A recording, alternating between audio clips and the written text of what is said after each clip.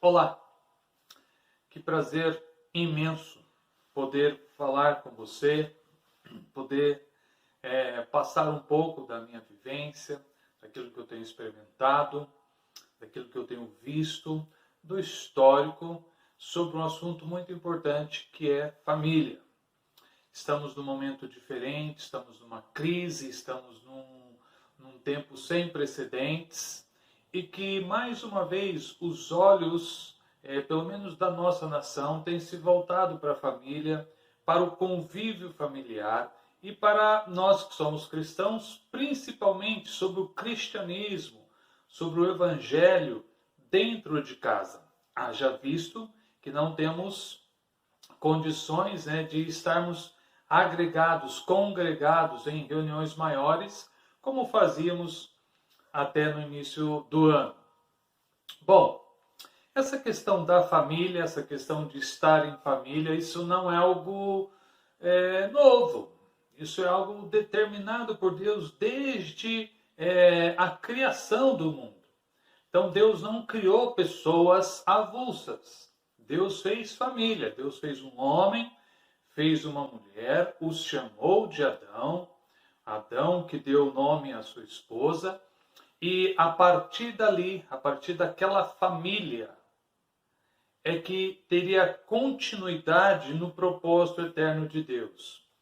Bom, deixa eu abrir já um parênteses aqui no início. Deus fez o mundo em 6 dias e ele descansou no 7º. Por que ele descansou? Ele estava cansado? Nem um pouco, ele estava muito bem. Na verdade, ele descansou porque estava tudo completo, estava pronto. E ali tinha um casal, não tinha crianças, não tinha várias famílias, ou seja, a unidade familiar, o casal já é uma família, tanto para o mundo civil, para o mundo legal nosso, quanto para Deus. Então, quando você tem filho, não é que começa a família com filhos. Quando tem um filho, 2 filhos, 5 filhos, não sei quantos você tem ou quer ter, isso é uma expansão, a família está aumentando, está sendo mais ampliada, ok? Fecha parênteses. Bom, sabemos que Deus deu algumas ordens para Moisés na saída do Egito, ao caminhar com aquele povo. Então tem várias leis, tem mais de 600 ordenanças na Bíblia. E tem um trecho muito importante que eu quase me aproprio daquele texto como se fosse só eu que pudesse pregar sobre aquilo ali. É claro que é uma brincadeira, mas está em Deuteronômio 6. Deuteronômio 6 tem alguns versículos, eu não vou tomar aqui para ler, mas lá pelo versículo 3, mais ou menos, ele diz o seguinte: ouve, Israel, o Senhor nosso Deus é o único Deus. Amarás, pois, o Senhor teu Deus de todo o teu coração, de toda a tua alma, de toda a tua força. Essas palavras estarão no teu coração e tu as inculcarás na vida do teu filho. Andando, caminhando, ao deitar, ao levantar, põe nas portas, põe na testa, põe em todo lugar. Agora eu vou exagerar. Faça outdoor, manda WhatsApp, grava mensagens, grave áudio, digitando, cozinhando, lavando a louça, lavando o carro, fazendo uma viagem com o veículo, fazendo uma viagem de avião, em todo o tempo. Grave que devemos amar o Senhor de todo o nosso coração, de toda a nossa alma, de toda a nossa força. Só que isso primeiro tem que estar no meu coração e eu vou transmitir isso para o meu filho. Agora, se eu não tenho isso no meu coração, é difícil passar isso para o meu filho. Porque eu posso ter religião na minha mente, eu posso ter conceitos na minha mente, mas o meu coração está atrás de uma promoção, está atrás de títulos, está atrás de um carro novo, de uma casa nova, que isso não é pecado, mas o meu coração é atraído, a minha força, a minha alma está sendo gasta por essas coisas temporais. Meu filho percebe e eu digo para ele: ame a Deus de todo o coração, mas eu vou ali naquele outro canto. Isso não cola. Então, para inculcar no coração do filho, o meu coração tem que ser de Deus. A presença de Jesus tem que estar em casa. Então, no Velho Testamento, nós não tínhamos reuniões de igreja como temos hoje. Então, como que os ensinos religiosos, como que Deus era ensinado para as pessoas?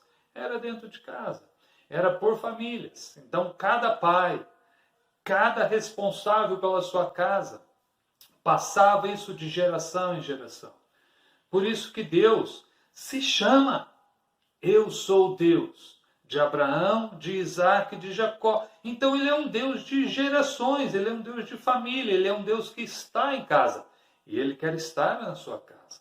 Quando Jacó estava correndo do seu irmão, estava muito preocupado, né? Claro. E Deus apareceu para ele, tendo uma conversa. E aí Jacó falou: quem és tu?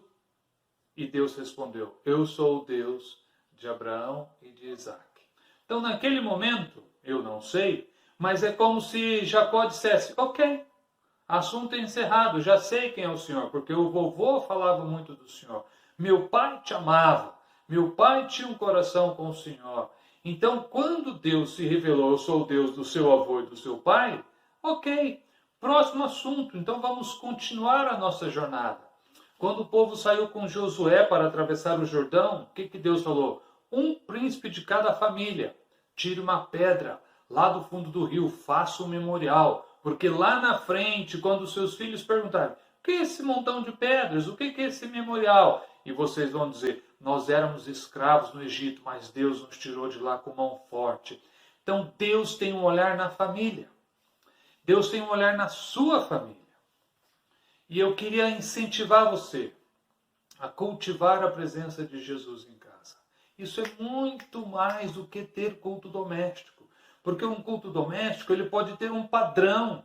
Sabe, todo mundo sentadinho, quase que de uniforme, não pode balançar as pernas, não pode beber água naquele momento, uma criança não pode fazer pergunta. Não, eu não estou falando de um culto só doméstico. É bom ter um momento de ter separado. Opa, esse é o momento que a nossa família para de cozinhar, para de fazer, para de assistir, para com o WhatsApp, porque agora nós vamos orar, nós vamos adorar, ou nós vamos estudar a Bíblia. Quem é que pode trazer o versículo? O que Deus falou com você essa semana? Como é que foi a presença de Jesus no seu coração? Tem algo no seu coração? Então, mesmo assim, não é só nesse momento que Jesus está em casa. Jesus está em casa a todo momento, de qualquer forma, durante todo o tempo. Então, o meu coração tem que estar voltado para a presença de Jesus. Apesar de que eu trabalho, apesar de que eu quero um título na universidade, apesar de que eu preciso trocar de carro. Mas o que reina no meu coração não é a minha promoção, não é o meu título, não é o meu carro, não é a minha casa. O que reina dentro da minha casa deveria ser: nós somos de Deus, nós queremos Deus, nós amamos Deus, nós estamos com Deus. Filho, você nasceu para Deus, você é de Jesus. Eu escutei um pastor pregar uma vez que ele fez uma pergunta, eu faço para você: qual foi o maior servo da Bíblia? Então nós podemos devagar, foi Moisés, foi esse, foi aquele, foi Davi, tal. Não, o maior servo de todos na Bíblia foi José. José o carpinteiro. Por quê? Porque ele ganhou a responsabilidade de criar um filho para Deus. Você que me ouve, você tem a mesma responsabilidade, criar seus filhos para Deus. Então essa é a nossa maior responsabilidade hoje, é exatamente criar filhos, criar o nosso filho para Deus. Só que antes essas palavras têm que estar no meu coração, senão passa a ser só hipocrisia. Existe Malaquias, que é o último livro do Velho Testamento, pelo menos ali colocado, parece que cronologicamente não foi o último livro escrito, mas nós sabemos então que os últimos versículos ali do capítulo de Malaquias, do capítulo 4, ele diz que antes que venha o grande e terrível dia do Senhor, vos enviarei o espírito de Elias, e ele converterá o coração dos pais aos filhos, dos filhos aos seus pais, para que eu não venha e fira a terra com maldição. Então, cuidar da casa, cuidar da família, cuidar desse relacionamento, cuidar da estrutura, da restauração familiar, é profético, é trabalhar na volta de Jesus, é trabalhar para que Jesus volte. Então, eu quero incentivar você a cultivar o ambiente da presença de Jesus em casa. Maridão, talvez você se converteu há pouco tempo, você está 1 ano só caminhando com Jesus e a sua família já está há tantos anos. Ainda assim, você é o responsável pela presença de Jesus em casa. Você pode estabelecer, bora ter reuniões, bora ter momentos, vamos desligar essas coisas, vamos parar com essas conversas, com essa piada, com isso, com aquilo. Mas alguém da sua casa poderá ser a pessoa que vai dar o estudo, poderá ser uma pessoa que vai orar, porque eles sabem, mas não tem problema, isso não diminui você, isso não tira também de você a responsabilidade, de que é você que tem que chamar. Então essa conversão do pai ao filho, do filho ao pai, ou seja, o restabelecimento da ordem na casa, é profético, é trabalhar na volta de Jesus. Então, lindão, antes de você querer ser missionário lá na China, lá na África, lá não sei na onde, primeiro trabalhe dentro de casa, primeiro trabalhe na sua casa, para que haja uma harmonia em casa. Então, você que é um jovem e não tem tempo para lavar uma louça para a mãe, não tem tempo para lavar o carro do pai, não tem tempo para bater um papo com a irmã, com o irmãozinho, e quer ser missionário, lindão, a presença de Jesus começa na sua casa. Então, essa questão de restauração familiar, que está escrito em Malaquias, para que Jesus volte, é o que eu preciso trabalhar. Então, antes de ter um ministério, antes de pegar microfone e sair aí às nações gritando, não só você, eu, qualquer pessoa, eu preciso estabelecer a minha casa como uma casa de Deus, uma casa que cultiva a presença de Jesus. Eu não estou dizendo que para você sair, você tem que estar perfeito, até porque eu não sou. Agora, eu não posso negligenciar essa responsabilidade e querer abraçar outras. Pode ser que eu me dei muito, eu gastei, eu ensinei os meus filhos e eles não foram para o caminho do Senhor. Quem é que sabe dizer do meu coração, do coração dele? Pode ser que isso não desabilite você, mas eu quero tocar num ponto. Você não pode deixar a responsabilidade de casa para trás e cair nas nações, tá bom? Me veio aqui na mente agora a questão de Samuel, né? Quando ele chegou para o profeta Eli, e não foi exatamente ele, né? Mas voltando, Deus chegou para Eli e falou, olha, está errado o que você está fazendo com seus filhos. Você está honrando mais os seus filhos do que a mim. É interessante que Eli chama os filhos e fala, negadinha, vocês estão fazendo coisa errada, isso não deve fazer. Ele chamou a atenção dos filhos. Logo depois o Senhor vem e mata o pai e os 2 filhos. Ué, mas ele chamou a atenção dos filhos, mas ele não chamou o tanto que devia. Ele não estabeleceu que Deus era mais sério. Ele não pôs para o coração do filho que aquilo tinha que ser algo muito sagrado no coração dele, de lutar pela família, de lutar por Deus. Então os filhos se perderam. O próprio pai morreu no mesmo dia. Então, essa questão, quero voltar em Malaquias 4, de restabelecer o coração do pai ao filho, do filho ao pai. Lá em, acho que deve ser Mateus 17, os discípulos perguntam, é verdade que Elias virá? E Jesus diz, Elias virá e restaurará todas as coisas. Então a questão de restaurar a família é restaurar todas as coisas. Isso não é algo balela, isso não é algo supérfluo, isso não é algo de brincadeira, isso é algo sério. Então, restabelecer a harmonia familiar, a ordem familiar, coração do pai ao filho, do filho ao pai, isso é restaurar todas as coisas. Isso é o que Jesus fala lá em Mateus 17. Ou seja, isso precisa ser algo trabalhado, intencional. Eu quero ter uma família de Deus.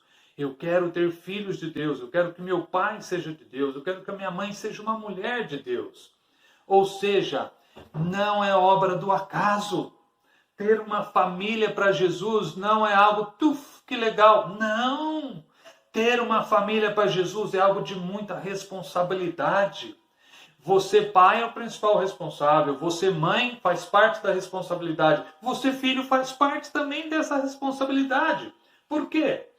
Porque os filhos hoje estão se dando ao direito de bater a porta, pá, de não responder, de achar que o pai é bobo, de achar que a mãe é antiquada, de achar que eles já são ultrapassados, de se trancar no quarto, não quero conversa, de que os pais trabalham para mim. Não, meu pai tem que me dar um tênis caro. Ah, eu não posso lavar louça porque isso, porque aquilo. Oh, meu querido, isso prejudica a harmonia familiar. Então é exatamente isso que eu quero dizer para você. O jovem pode, de repente, dificultar o ambiente familiar justamente porque ele se vê mais como um consumidor aqui dentro de casa, de que os pais precisam fazer o seu desejo, fazer aquilo que ele quer, ele não tem responsabilidade de pôr o lixo fora, de lavar uma louça, ele está na dele, ele está crescendo. Oh, querido jovem, honra teu pai e tua mãe. Honra de que jeito? Não xingando? Não, honra trabalhando para ele. Honra tendo algo forte para ele, tendo prazer em servi-lo, tendo prazer em estar com ele, em ajudá-lo. Puxa, ele não sabe nem mandar um arquivo no WhatsApp e ajuda ele. Isso não tem problema. A questão é, eu não posso ficar no barco só sentadão lá e esperando que um reme, o outro também pega o remo e cada um vai fazendo o trabalho e eu estou ali só consumindo. Ou seja, a estruturação da casa é uma responsabilidade de todo mundo. Existe o mais responsável, claro, mas eu não posso deixar que alguém faça um trabalho e eu fico lá de boa, só tranquilo, curtindo a vida. Nós precisamos levantar um sacerdote em cada casa. Sim, já existe, o sacerdote é você, lindão. Está escrito que o ladrão não pode roubar a casa se primeiro não amarrar o valente. O valente é você, lindão. Então se estabeleça como valente, se estabeleça como um homem de Deus. Não como autoritário, mas como uma pessoa que tem autoridade na casa e que chama Jesus para ser o cabeça dessa casa. Então isso pode, com certeza, renovar a nossa casa, renovar a nossa estrutura. Bom, e nesse tempo de crise agora, e se a gente não voltar mais a reunir?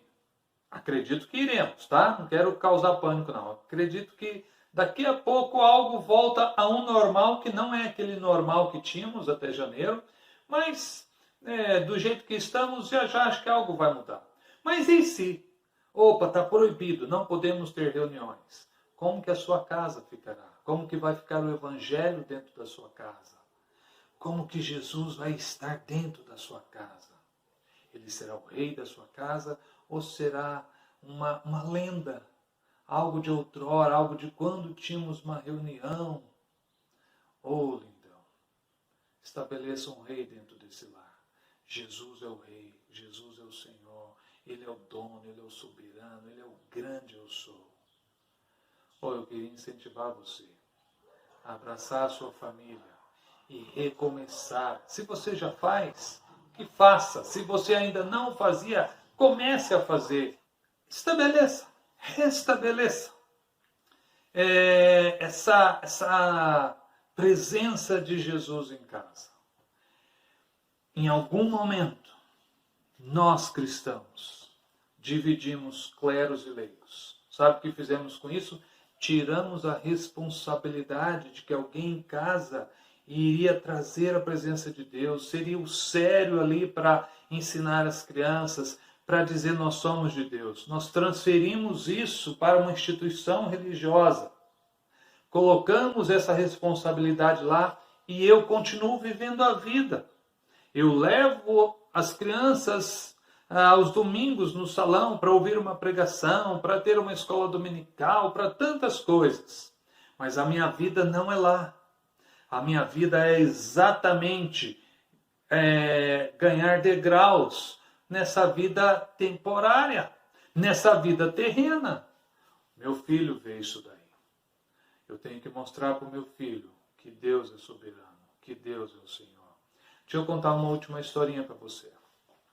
Você conhece bem a história de Abraão, que ficou anos esperando para ter um filho.